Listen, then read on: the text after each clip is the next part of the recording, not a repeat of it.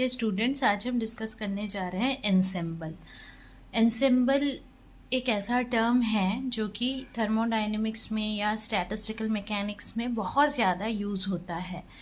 तो इसका मीनिंग हमको जानना बहुत ज़रूरी है क्योंकि ये एकदम बेसिक है स्टैटिस्टिकल मैकेनिक्स का। ठीक है, तो जो एंसेम्बल होता है उसको समझने के लिए सबसे पहले हम लोग क्या करेंगे, एक सिस्टम लेते हैं सपोज़।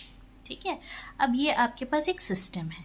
इस सिस्टम का अगर आपको इनिशियल स्टेट यानी स्टार्टिंग में इसका टेम्परेचर कैसा है, वॉल्यूम कैसा है, या इसमें कितने नंबर ऑफ पार्टिकल्स हैं, ये सारी चीज़ें अगर हमको पता रहती हैं तो कुछ टाइम के बाद सपोज़ इसका टेम्परेचर बढ़ जाता है, बढ़ाने पे हम कह सकते हैं बढ़ाने पे इसका वॉल्यूम क्या होगा, नंबर ऑफ पार्टिकल्स क्या होंगे, ये सारी चीज़ें हम आसानी से पता लगा सकते हैं। ठीक है, लेकिन अगर हमको इसके इनिशियल स्टेट के ही बारे में नहीं पता कि स्टार्टिंग में कैसा था इसका स्टेट, तो फिर हम इसके फाइनल स्टेट के बारे में नहीं बता सकते। तो हमको एक ऐसा स्टेट निकालना पड़ेगा जो कि मोस्ट प्रोबेबल स्टेट कहलाएगा। ठीक है, और क्योंकि अगर हम एक ऑब्जर्वेशन लेते हैं, जैसे हम प्रैक्टिकल करते हैं, तो ऑब्जर्वेशन हम हमेशा 3 या 4 या 5-6 ऑब्जर्वेशंस ऐसा लेते हैं। एक ऑब्जर्वेशन लेने से हमको ये लगता है कि यहाँ पे गलती होने के चांसेस ज़्यादा हैं, तो इसीलिए बहुत सारे हमको ऑब्जर्वेशंस लेने होते हैं। ठीक है, तो हम बहुत सारे ऑब्जर्वेशन से एक मीन वैल्यू ज़रूर निकाल सकते हैं सिस्टम की प्रॉपर्टी की, लेकिन उसके लिए हमको उस प्रॉपर्टी के बारे में पता होना चाहिए, उसकी वैल्यू के बारे में पता होना चाहिए अलग अलग टाइम पे, जो कि इतना आसान होता नहीं है निकालना। तो इसके लिए एक एवरेज प्रॉपर्टी सिस्टम की निकाली गई, और वो निकाला किसने, गिब्स ने। तो उन्होंने इस मेथड को कहा गिब्स एंसेम्बल मेथड।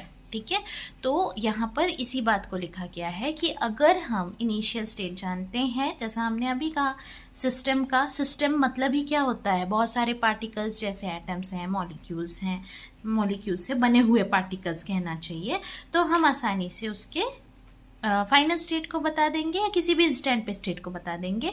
लेकिन अगर वो नहीं मालूम है तो फिर हमको मोस्ट प्रोबेबल स्टेट निकालना होगा, और उसमें हमेशा अनसर्टेनिटी होती है, इसीलिए एक ऑब्जर्वेशन ना लेके ढेर सारे लेने होते हैं। तो हम क्या करते हैं, मीन वैल्यू निकाल लेते हैं सिस्टम की प्रॉपर्टी की, और इसी के कारण से जो प्रॉपर्टी निकालना इतना आसान नहीं है प्रैक्टिकली, इसीलिए एक एवरेज प्रॉपर्टी निकालने के लिए ही गिब्स नाम के साइंटिस्ट ने एक मेथड दिया जिसको कहा गया गिब्स एंसेम्बल मेथड। ठीक है, अब यहाँ पर गिब्स एंसेम्बल मेथड में हम कंसीडर करते हैं कि एक एंसेम्बल है जिसमें लार्ज नंबर ऑफ सिस्टम्स, हम कह सकते हैं एंसेम्बल मतलब क्या होता है कि उसमें बहुत सारे सिस्टम्स हैं, बहुत सारे सिस्टम मिला करके बनाते हैं एंसेम्बल। ठीक है, कलेक्शन ऑफ सिस्टम हम इसे कह सकते हैं। तो लार्ज नंबर ऑफ सिस्टम हैं, और ये जो सिस्टम्स हैं इन सब में उस सिस्टम का स्ट्रक्चर है। तो मोस्ट प्रोबेबल स्टेट जो है एंसेम्बल का, वो रिप्रेजेंट करेगा एवरेज स्टेट को। तो कलेक्शन ऐसे सिस्टम का जिसमें हर एक सिस्टम जो है वो आइडेंटिकल है और सारे सिस्टम डिस्ट्रीब्यूटेड है सारे एक्सेसिबल स्टेट्स में, वो कहलाता है एंसेम्बल। अब एंसेम्बल होते हैं 3 टाइप के। ठीक, पहला है आपका कैनोनिकल एंसेम्बल। जो कैनोनिकल एंसेम्बल होता है, ये एक ऐसा एंसेम्बल होता है जो कि आइडेंटिकल सिस्टम्स का होता है, और वो थर्मल इक्विलिब्रियम में रहते हैं, किसके साथ में, हीट सोर्स के साथ में थर्मल इक्विलिब्रियम में रहते हैं। ठीक है, तो कैनोनिकल एंसेम्बल में ये सारे जो हैं छोटे छोटे ऑरेंज बॉक्सेस आपको दिख रहे हैं, ये सिस्टम है।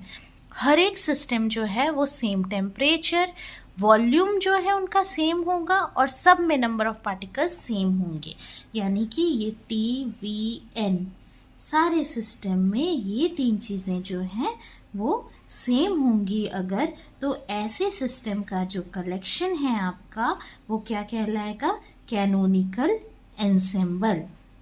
ठीक है, नेक्स्ट आते हैं हम माइक्रो कैनोनिकल एंसेम्बल पे। माइक्रो कैनोनिकल एंसेम्बल में क्या होगा, इसमें भी लार्ज नंबर ऑफ सिस्टम रहेंगे, खूब सारे आइडेंटिकल सिस्टम रहेंगे, एनर्जी, वॉल्यूम और नंबर ऑफ पार्टिकल्स इसमें सेम रहेगा, EVN। ठीक है, ये 3 चीज़ें इसमें सेम रहेंगी माइक्रो कैनोनिकल एंसेम्बल में।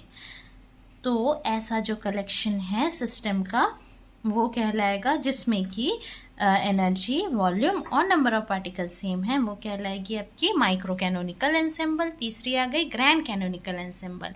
इसमें देखिए, इसमें रहेगा टेम्परेचर, वॉल्यूम और केमिकल पोटेंशियल म्यू, ये 3 चीज़ें सेम रहेंगी, टी वी म्यू, ठीक है। लेकिन यहाँ पे एक चीज़ थोड़ा सा अलग है कि ये सारे सिस्टम जो हैं ये सेपरेटेड रहेंगे रिजिड और परमिएबल वॉल से, रिजिड कंडक्टिंग परमिएबल वॉल से। परमिएबल वॉल मतलब जिसमें से जो पार्टिकल्स हैं वो आर पार जा सकते हैं, वो कहलाता है आपका परमिएबल वॉल, ठीक है। तो ये 3 टाइप्स होते हैं एंसेम्बल के। तो उम्मीद है कि आपको ये अच्छे से समझ में आया होगा एंसेम्बल का कॉन्सेप्ट। तो आज के लिए इतना ही। अगर आपको इसमें कोई भी डाउट है तो कमेंट सेक्शन में पूछ सकते हैं। वीडियो पसंद आए तो शेयर, लाइक, सब्सक्राइब करना ना भूलें। Thank you.